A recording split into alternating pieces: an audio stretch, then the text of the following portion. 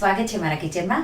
આજે આપણે બનાવીશું ઉનાળાની ગરમીઓમાં ઠંડક આપે સાથે એસિડિટી કે પાચન શક્તિ સુધારે એવું વરિયાળીના શરબતનું પ્રીમિક્સ માત્ર 2 મિનિટમાં બનાવી મહિનાઓ સુધી સ્ટોર કરી શકાય અને તમે પાણી કે દૂધમાં આ પ્રીમિક્સ ઉમેરી ઠંડુ શરબત બનાવી સર્વ કરી શકો છો। જો તમને મારી રેસિપીઓ ગમતી હોય અને હજુ સુધી ચેનલને સબસ્ક્રાઇબ ન કર્યું હોય તો સબસ્ક્રાઇબ કરજો અને બાજુમાં આપેલી ઘંટી દબાવજો એટલે નવી રેસિપીના નોટિફિકેશન આવે। તો ચાલો બનાવીએ। એના માટે મેં અહીંયા 100 ગ્રામ વરિયાળી, તો ઝીણી જે વરિયાળી આવે એ લીધી છે। તમે અડધી ઝીણી અને અડધી જે મોટી આવે એ પણ લઈ શકો છો। વરિયાળી આવી ગ્રીન કલરની હશે તો ફ્રેશ હશે તો એવી વરિયાળી લેવી જરૂરી છે।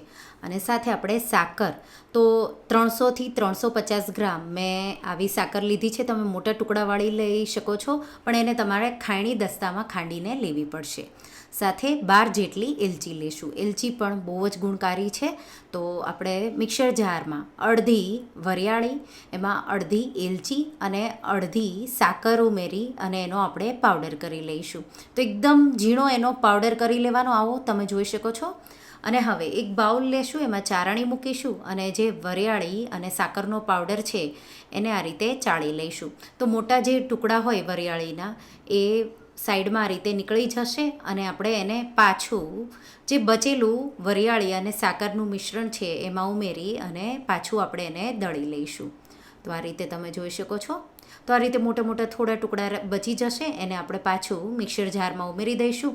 બચેલી વરિયાળી, બચેલી એલચી પણ મેં સાથે ઉમેરી દીધી છે અને બચેલી સાકર ઉમેરી દઈશું અને પાછો આપણે એને એકદમ સ્મૂધ એનો પાવડર કરી લઈશું।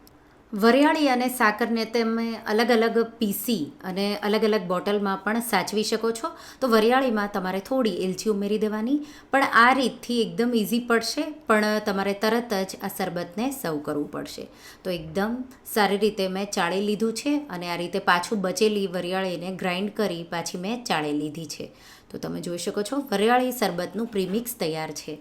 હવે કોઈ ડ્રાય બોટલ હોય એમાં ભરી તમે 2 થી 3 મહિના સુધી આ પ્રીમિક્સને સાચવી શકો છો। અને જ્યારે તમારે શરબત બનાવવું હોય ત્યારે બરફવાળું પાણી કે તમે ઠંડા દૂધમાં, જો તમને એસિડિટીનો પ્રોબ્લેમ હોય તો ઠંડા દૂધમાં તમારે આ વરિયાળી શરબતનું પ્રીમિક્સ ઉમેરવાનું।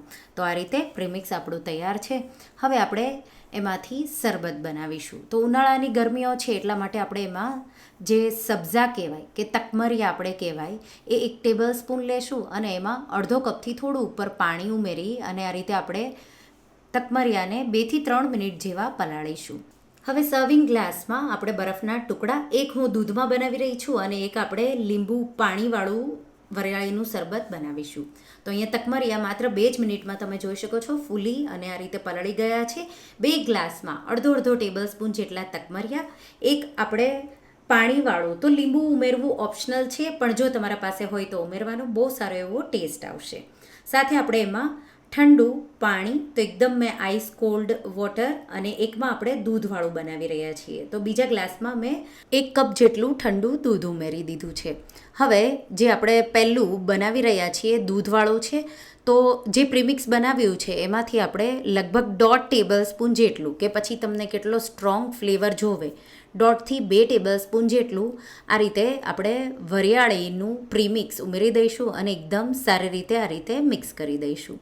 તો અહીંયા ટોટલ મેં 2 ટેબલ સ્પૂન જેટલું ઉમેર્યું છે। તો ગાંઠા ન રહે એ રીતે તમારે સારી રીતે મિક્સ કરી દેવાનું।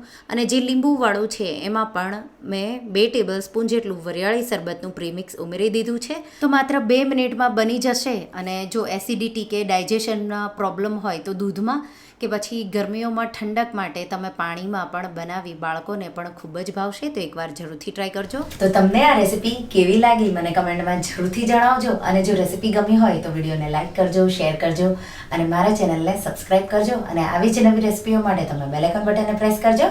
Thank you for watching.